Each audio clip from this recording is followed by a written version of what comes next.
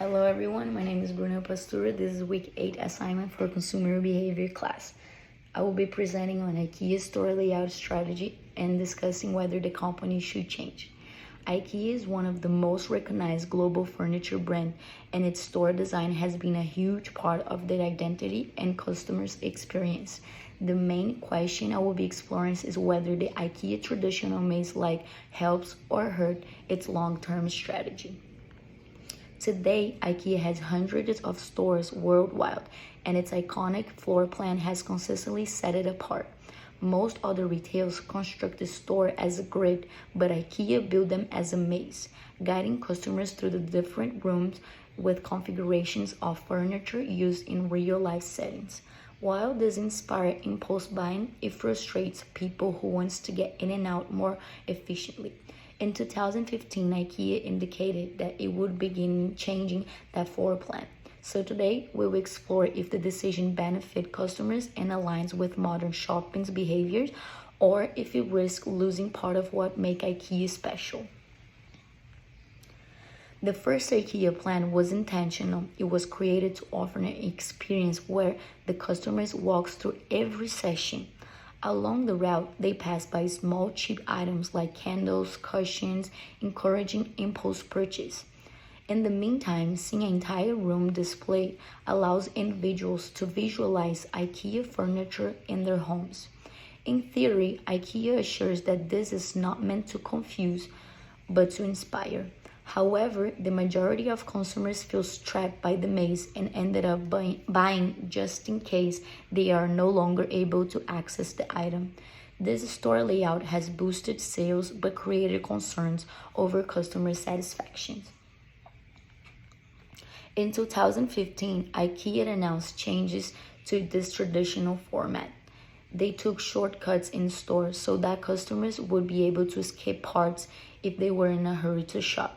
They also introduced more digitalization apps that combine online shopping with experience in the store. The idea was to streamline navigation, especially for repeat customers or those who don't have hours to wander around the labyrinth. This move is a response to IKEA's attempt to reconcile its aspirational layouts with the growing imperative for consumers to be streamlined. Pros of change. There are definitely obvious advantages to this change. Most shoppers these days are rushed and just want to be in and out, so reductions help to reduce frustration. The development also works with modern shopping habits, where consumers first look online before going to the store for pickup or impulsive purchase. Convenience is maximized to maximize long-term customer satisfaction and loyalty. Essentially, these advancements help IKEA stay relevant to consumers today without abandoning its roots entirely.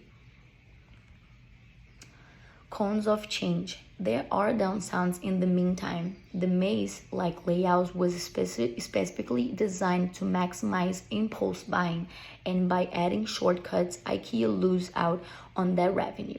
Customers would also see fewer items, so less exposure to the whole range of what IKEA sells. Yet, another concern is that IKEA Maze was part of its unique adventure shopping identity that made it memorable.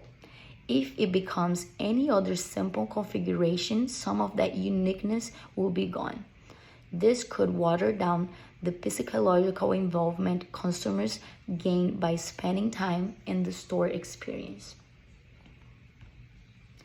We can use consumer behavior theory to evaluate this more completely. The elaboration likelihood model suggests that the original layout produced peripheral cues, like inexpensive products customers picked without even thinking. By shortening path, these cues could be done away. Choice architecture theory also uncovers the way in which maze layout nudges customers into impulse purchasing and shortcuts hindered. Finally, from a customer's experience perspective, IKEA must balance frustration and joy. Some experience that maze has accelerating and motivational. Others' experience is tense. The success of such an interventional literally depends on the customer's segment IKEA wants to serve. In conclusion, IKEA was kind of the right in recognizing its layout. Today's consumers like inspiration and convenience, so updating the store layout makes sense. However, IKEA shouldn't completely abandon its legacy, the legendary maze. Both the thrill of the entire showroom and the convenience of shortcuts for shoppers to choose for themselves seem to be the best. In this way, IKEA updates based on changing consumers' preferences but retains the brand identity that made it successful. The following are the sources that I used to study in this study case.